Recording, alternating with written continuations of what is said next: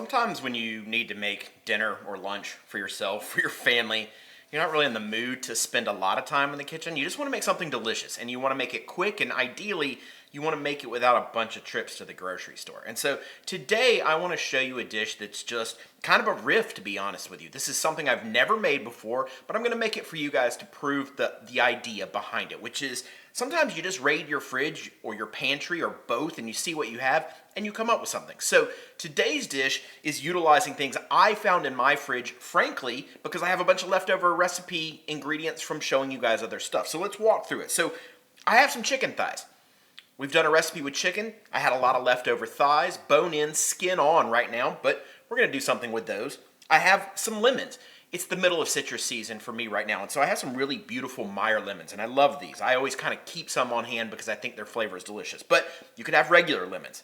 I have half a turnip. Again, leftovers from something else we were doing, but there's nothing wrong with it. We should use it up. I have some butter. I have some chili paste that a friend of mine gave me, sambal basically. This just happens to be homemade, but the jarred stuff is always in my fridge as well. I have the greens from the turnip, the leftover turnip greens.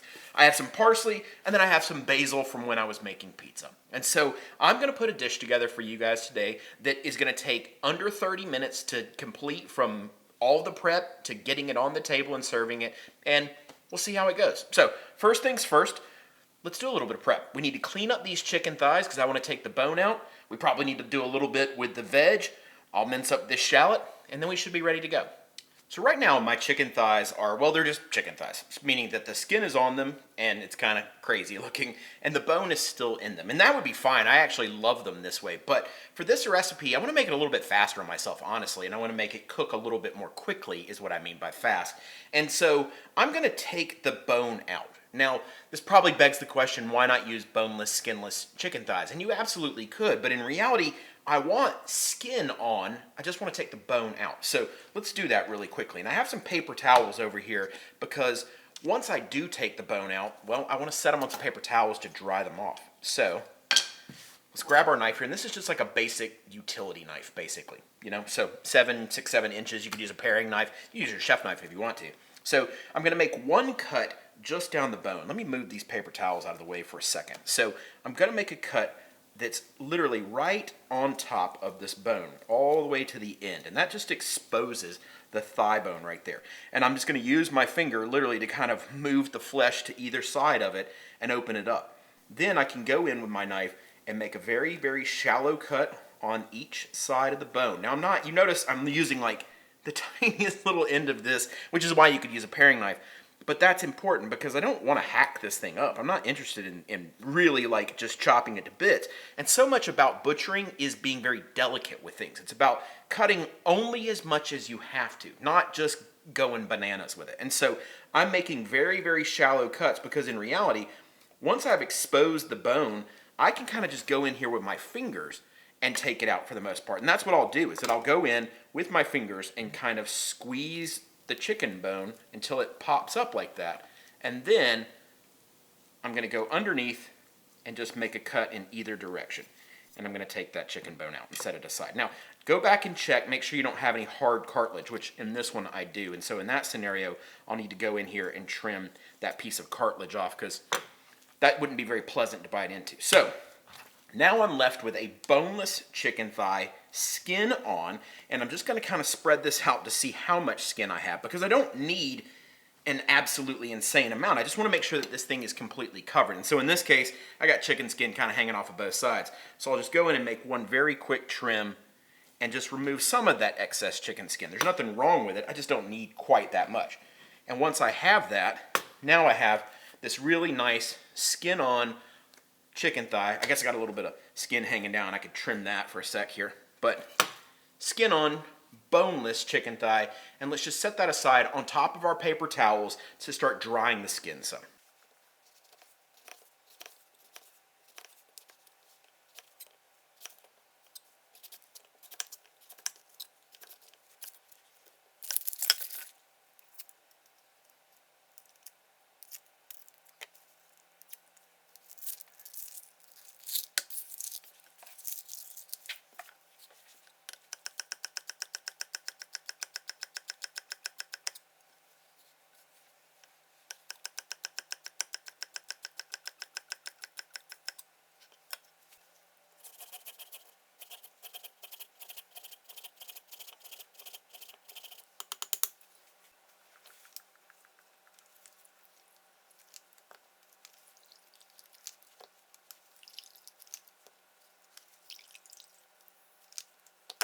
We have all of our prep done at this point, or at least for the most part. We have the chicken butchered, we've chopped up our vegetables.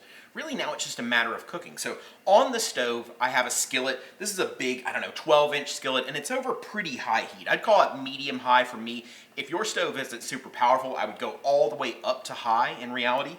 And there's no oil in this. This is dry. And the reason is that this chicken skin is going to have plenty of oil. As long as it's dry, when it goes in the pan, it's not going to stick. And in fact, we want it to render out as much fat as possible and get as crispy as possible. So we're only going to cook it on the skin side. And that's the reason that we want the skin left on the chicken. It's going to make a big difference to the end texture. So my pan is hot. Let's go ahead and season this up. I just have some basic kosher salt here, the usual diamond crystal, and then some black pepper. So, no pepper on the skin side, and I'll explain that in a minute here.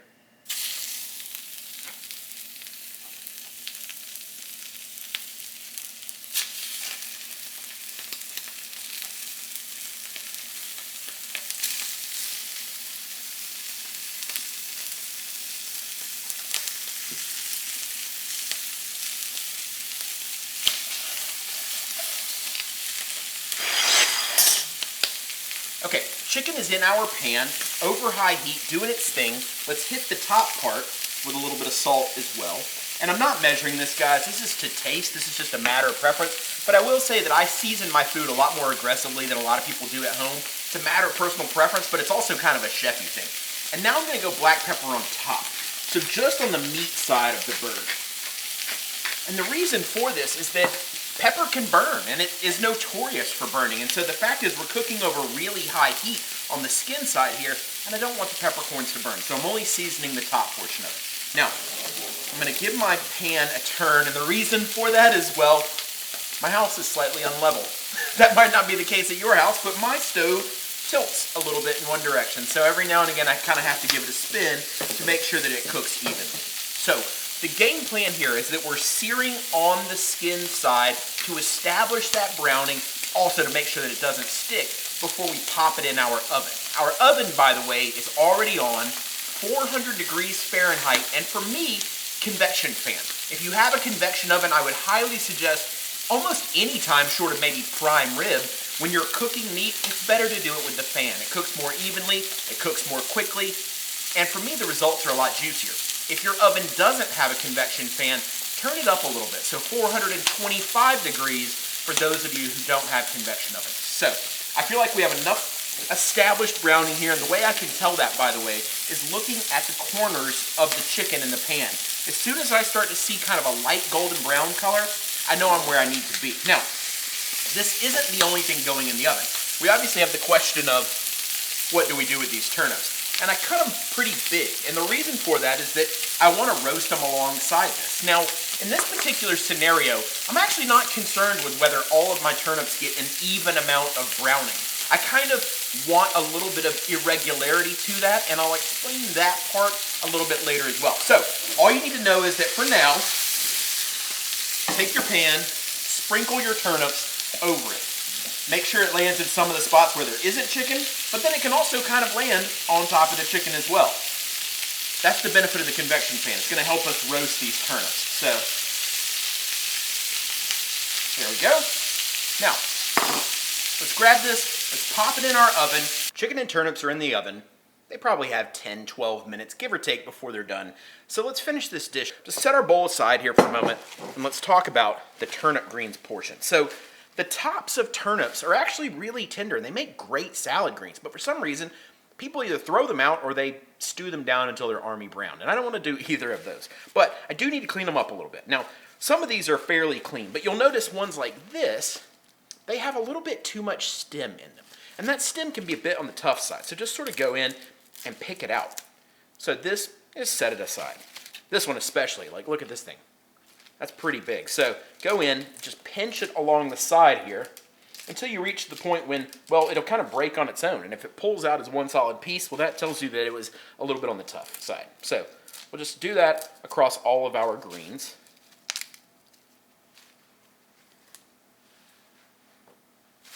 I should have mentioned that I've actually already washed these greens. So sometimes when you get them, especially if you get this just from a standard grocery store, these things can be pretty dirty.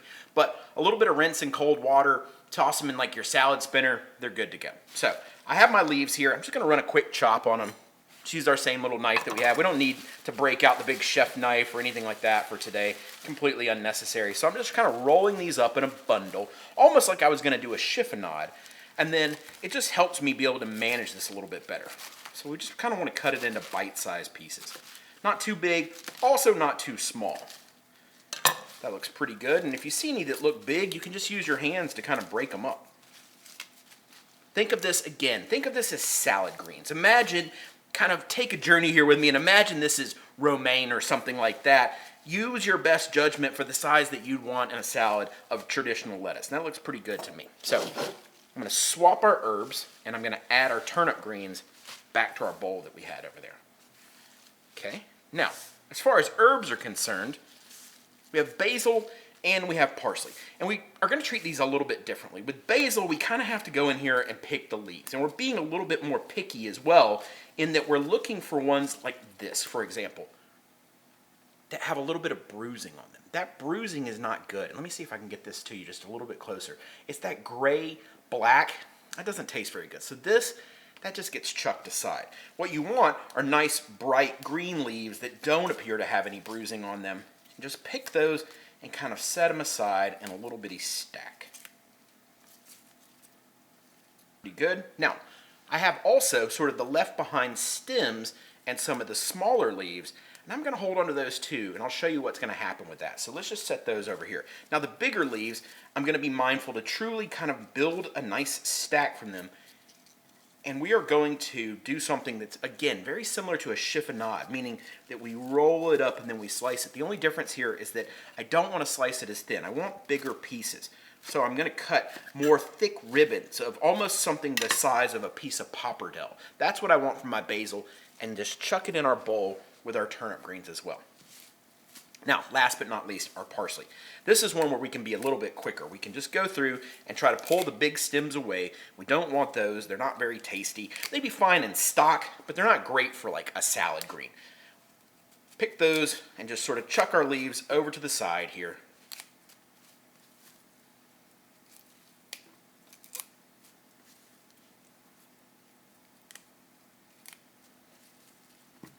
Okay, we have our parsley leaves.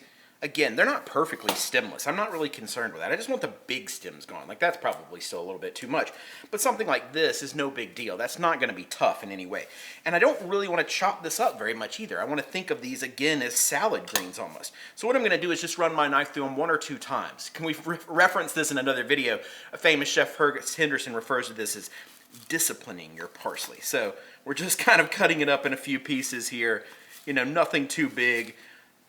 But also, we're not chopping this. We're just breaking it up a little bit, and we're tossing those in our bowl along with our basil and our turnip greens, and that's going to make the meat of our salad. So swipe our board down. Our chicken's probably just about ready. Let's pull it out of the oven and see what it looks like. All right, our chicken is out of the oven now. I'm just going to set this down because it's super hot. Here's what we want to do. We want to separate the chicken from the turnips initially. So I just have a little plate right here that I'm going to set my chicken on to allow it to rest. And so let's just pick it up. Let's have a look here first of all. So this is what we're talking about. Nice, beautiful golden brown skin. And you'll see as I'm taking these out of the pan, I'm flipping them up so that the skin side faces up because I don't want to lose all of that caramelization. I don't want it to steam out. So I'm just going to take this right here. It looks super good, man. Gosh, that looks delicious. And let's set this aside for a second and let the chicken rest. Now, we're left with our turnips. And all we're going to do here is just kind of swirl these through the pan and pick up some of that sort of residual roasting that's in the bottom of it right there. But you'll notice, like, we have some that are really nice and deep brown, and we have some that are a little bit pale white, and that's exactly what we want. So with our bowl of salad greens here, let's take our turnips and let's just drop them into our salad greens.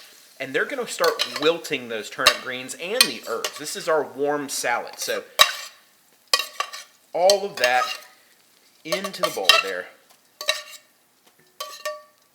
as well as the fat from the pan. So we're pouring that residual roasted chicken fat in there. That's going to become the oil to our dressing. So a little bit of our lemon juice. And then let's also add in a little sprinkle of our lemon zest into our salad. Now I want to hit this with a few grinds of black pepper. And, people forget to do this, a little bit of salt. Gotta season your salads, folks. That's what makes them taste a lot better. And also a tiny bit more oil. In this case, some extra virgin olive oil. Now we don't want to cook the olive oil, obviously, so that's why we're adding it in the end. And we can just use our tongs here to kind of toss this through and allow this to keep dressing itself and allow those hot turnips to wilt these greens down even more. All right, perfect. That's gonna be great. Set this aside for a moment. Let's finish up this pan sauce.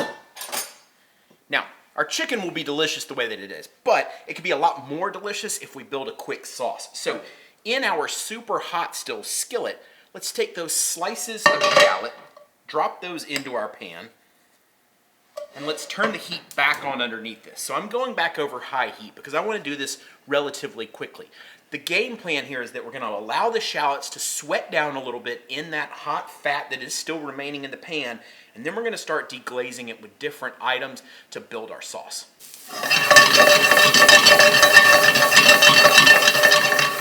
All right, guys, once we have a little bit of color on our shallots, we're going to start adding our liquid, the first of which is just going to be some chicken broth.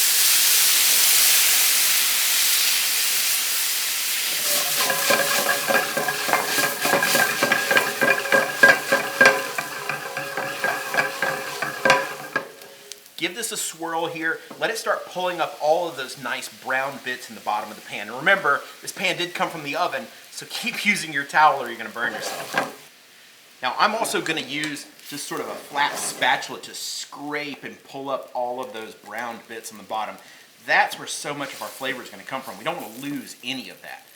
So give that a good stir around here. That looks perfect. All right. Let's talk about our other ingredients that we still have to add. We have lemon juice, lemon zest, a little bit of chili paste, and then lots of butter. Now, before we do that, I want to add in that reserved pieces of basil. This is going to flavor our sauce. Now, we're not going to eat these because the stems aren't very tasty in that regard, but they're going to infuse this sauce super, super well. So, I want to add my lemon juice now, and it's a pretty large amount of lemon juice for two reasons. One, I like this to be kind of sharp, but also Meyer lemons aren't anywhere close to as sour as a normal kind of what we call, a traditional yellow lemon. They're sort of like halfway between a lemon and an orange, so we need quite a bit more of that. Now, again, over high heat, we want this to come down as quickly as possible.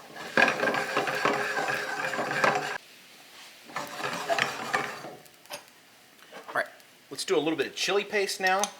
Let's not go crazy because this will get super, super spicy. Let's hit it with some of our lemon zest as well. And then also some butter. I have about 3 or 4 tablespoons. We're going to start with 3 of them in here. We'll see if we need the last one to make this sauce nice and tasty. And let's just grab our spatula and our towel. Give this thing the old, what I call, washing machine motion.